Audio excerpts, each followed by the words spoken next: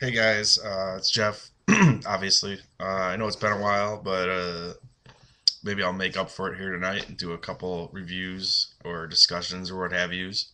But I finally saw Iron Man 2 the other day, and what can I say about Iron Man 2? Here's what I'll say. Um, Iron Man 1 everyone loved, and I went and saw Iron Man 1 in the theater, and I kind of liked it. I mostly liked it for Robert Downey Jr. and Gwyneth Paltrow, and like their chemistry, and Robert Downey had a decent amount of charisma, and he fit well in the role of Tony Stark. But I wasn't like other people. I wasn't a big fan of Iron Man 1. I wasn't blown away by it. You're coming off of Batman Begins. Um, I don't know if Dark Knight was out yet. Maybe, I don't know. Can't remember really. But no, I don't think so. But you're coming off the Batman Begins, and here you go back to it. So it's just another kind of standard superhero movie for teenagers, um, kind of like X Men or something. Like good, but not really for adults. Or I guess I don't know. I thought the X Men movies, like the one I saw, anyways. I think I saw X Men 2 or 3, and I thought that was pretty good. I know most people don't like X Men 3, but I think I saw it and liked it. But anyways, getting off track already. But I wasn't a big fan of Iron Man 1. There wasn't a lot of action in it until the end. The villain was underdeveloped, and really the parts I liked were like the Tony Stark parts.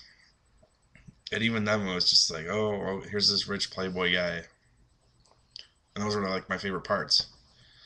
I guess I'll say I'm not a big fan of Iron Man, or like I never really read the comics, and he just seems like a boring superhero. Like he's got an iron suit and he can fly. And then I don't know what people thought of the sequel, but I liked the sequel less. I thought it was long. It's like 2 hours long, and it's got its share of problems. And again, it's just another really basic superhero movie, really by the numbers. And this is now definitely after Dark Knight. I don't know. I don't care really a lot about it. But basically, there's this guy out there that's pissed off at Tony Stark, and he's played by Mickey Rourke.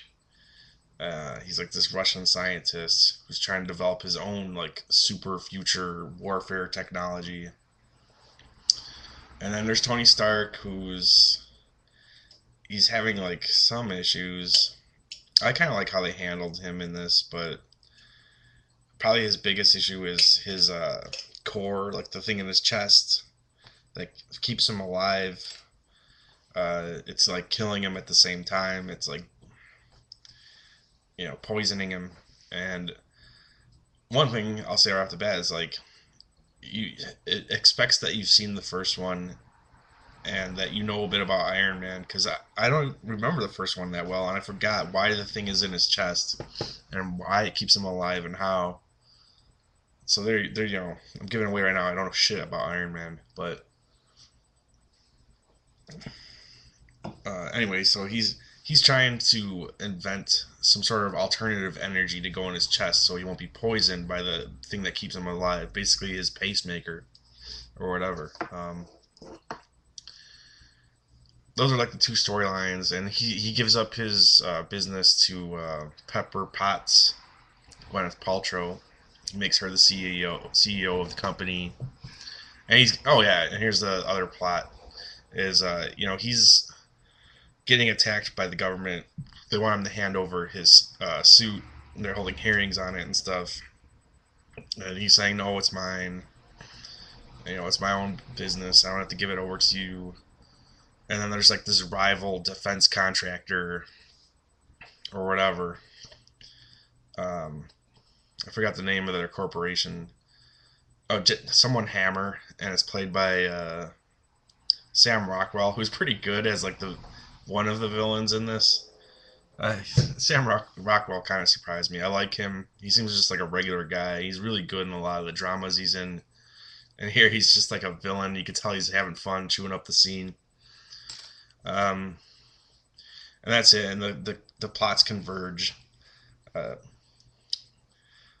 you know, one, yeah, it is long. It's kind of boring, man. I started watching this. I fell asleep about 45 minutes, an hour into it. I fell asleep for like 3 hours, woke up and watched the second half. And neither half really blew me away. There was some decent action in the second half, but um, too much time is spent on him trying to find a cure for the thing in his chest, and it's just kind of boring. And like discovering about his dad and his dad's vision for the company, and honestly, like it kind of bored me. Even though his dad was played by Roger from Mad Men, I don't know the name of the actor, good actor, but the science stuff was boring, and I'm sure not very scientific, and also confusing, and also hard to believe. And the shit that he does with the maps, like the virtual maps in his house, is hard to believe. Like there's one part, like his dad left a clue for him in this old map, and he like brings it up into 3D and somehow makes it like surround him, and then he like goes like this and turns into a little ball. And he's like, "That's the secret. I need to find a new element." And it was just so ridiculous. I was like, "What? That didn't even make sense." He left a clue in a scale model map of a town of the future to some element that doesn't exist, but if you put the map in 3D and make it float around your head, that explains. Like I was just like, this is stupid. Mickey Rourke, his villain, is a little underdeveloped. Like he's kind of funny in it and he's good in it. Everyone's good in it, but like for most of it, you don't know why he's pissed off at Iron Man. And then it is explained, but it's kind of poorly explained. Like a lot of this stuff, it depends on you knowing about Iron Man. Like if you know, then you're gonna get the brief explanations. If not, you're gonna be like, "What? Oh, I think I get it, but I don't care because this is making me fall asleep." And that's kind of its list of problems, I guess. It depends on you knowing too much about it. It's boring. It's kind of slow paced. It's too long.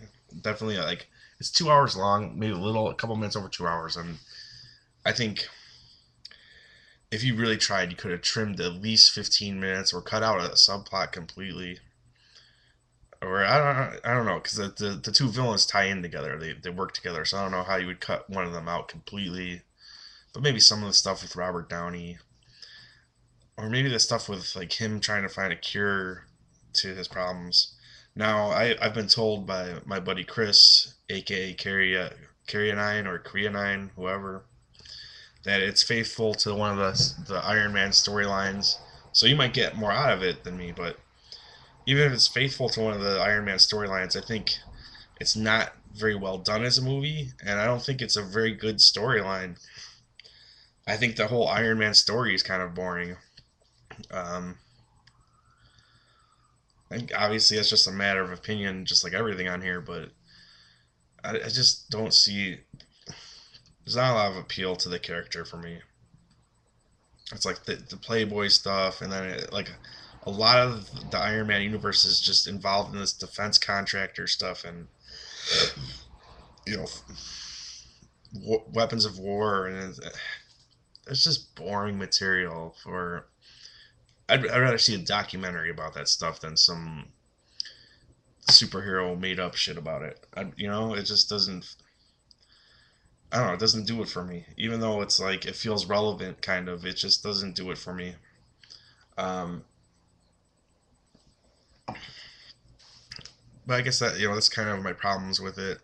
Now I'm making it sound like it's terrible. It's not. It's completely watchable, except for maybe it's slow pace and it can be a little boring in parts. But it's completely adequate, like standard superhero movie. But that's the thing. It's a standard superhero movie, which I'm kind of not interested in it anymore. I want to see something that is edgy or original, or it's like this year I saw. I'm not the biggest fan of it.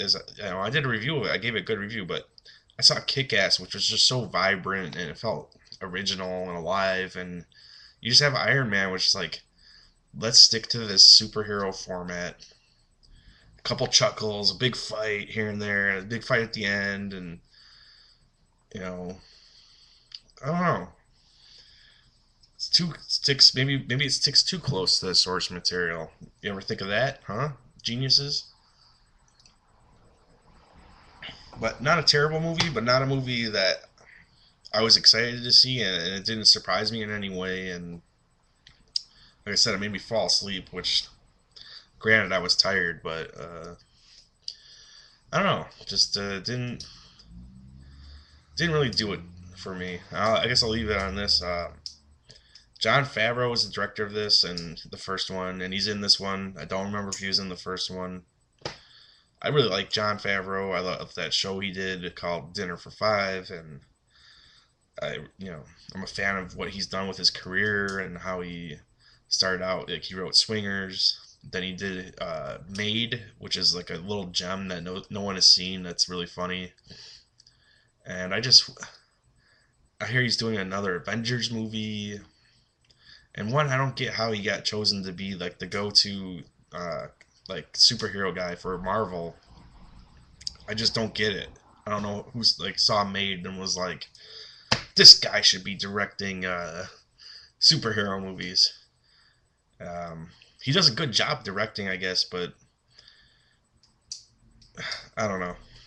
I just don't get where the thinking was behind that. Maybe it's just what he always wanted to do, but you look at his older movies and it's like almost like Kevin Smith style direction with the camera just sitting there and two people talking. And I'd like to see him do more of that. I'd love to see him go back and do an indie comedy with him and Vince Vaughn again. That I'll take a sequel to Made or a sequel to Swingers. Could you imagine seeing the Swinger guys now? They're like in their 50s or 40s or whatever. But it's not like I'm picking on him or anything. I just don't get the whole Jon Favreau is the director for this stuff. I don't get it. He does a okay job directing here. There's probably things he could have done better. And one more thing before I go is Scarlett Johansson is very, very good looking in this. I wish there could have been more of her. I think that's evidence of just too much going on. She's good in it. She looks incredible, like always. She kicks some ass when she gets to. There's one scene where she like gets to really kick ass, and there's a good punchline with Jon Favreau. But yeah, damn, she looked good, man. I don't know what her character was named, but oh yeah. But anyways, so I guess on that,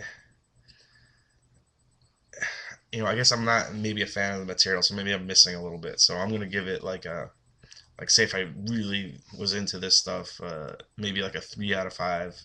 Otherwise, like 2.5. I'll give it 3 though. It's 3 stars out of 5. Stick around. Maybe there'll be some more reviews later tonight or whenever you watch these. There'll be more. Keep watching and stuff because it makes me happy when you watch.